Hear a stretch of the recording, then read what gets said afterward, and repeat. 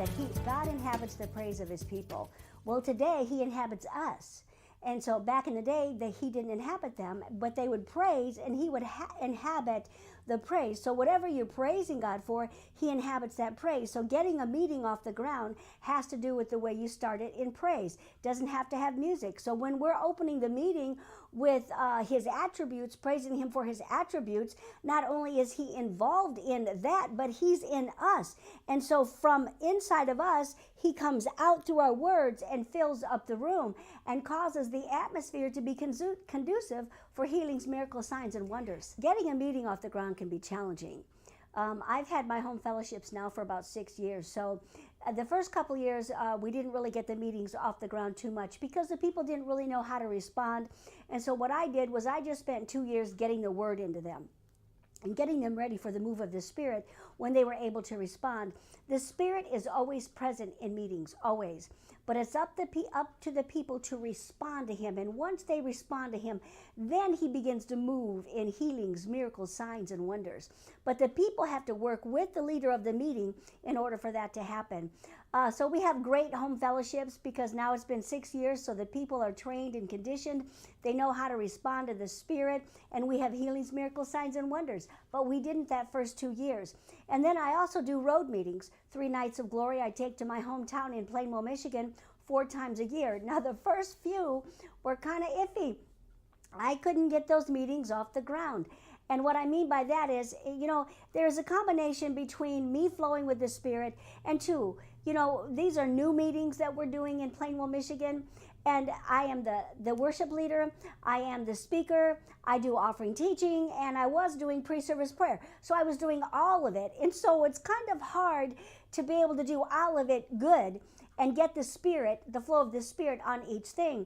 And so what I did was I was using modern worship, worship songs rather than worship courses. And I was so frustrated leading those, and I have a team that works with me, but leading those out, there's a lot of words to a worship song.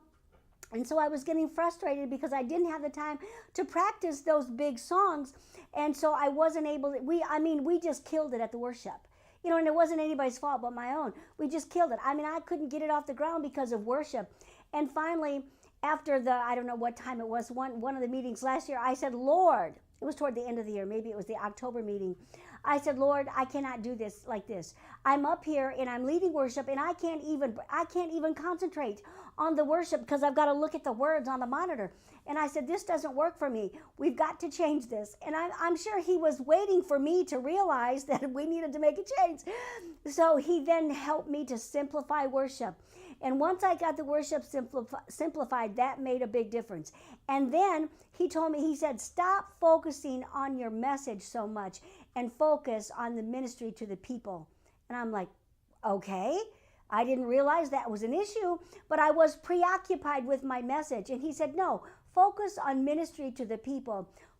Woo-wee. When you follow the wisdom that the Holy Ghost gives you, you can do anything. I'm telling you, when I followed that, what happened was it took the weight of the meeting off of me.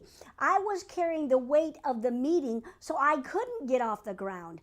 And so once I let go of that, hey, now we've had meetings. Now the last one in January was awesome. It was the best one. We got that thing off the ground at the very beginning of the meeting because God, I wasn't so weighted down. I was relaxed and just flowing with him. It was so beautiful. I thought, now this is how you're supposed to do a meeting. If you don't get the meeting off the ground, people are going to leave not touched, not changed, not helped.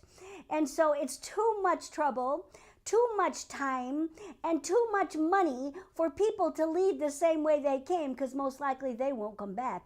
And so I've got to fulfill the call and purpose for these meetings in Plainville, Michigan. And so now we're able to get those off of the ground and soar in healings, miracles, signs, and wonders. Demonstrations, manifestations, impartations, and revelation is starting to flow. Spontaneous revelation is coming up out of me at these meetings now. Why? Because I had to set the burden or the weight of it aside and cast that over on God. And now we get the meetings off the ground. I talked to you about the weight. You got to get rid of the weight of it first. I know you can feel that way just because you're trying to get it all done. Well, I had to just cast that over and just say, Lord, I'm just going to flow. I'm going to flow. I cast the care of the meeting over on you, but I take the responsibility to flow with you. All right, then when I start a meeting now, because I'm the leader, I should be the one to start it because I don't have anybody really trained. So I should be the one to start it because at the beginning I can get it up. If you don't get it up at the beginning, it's a lot harder to get it up in the middle.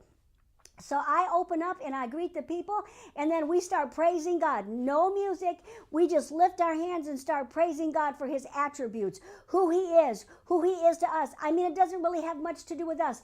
It's real praise. It's, how do you say, pure praise. It's praising him without involving us, talking about us. We're just worshiping him. And I'm telling you what, that lifts the meeting up, and then we do worship.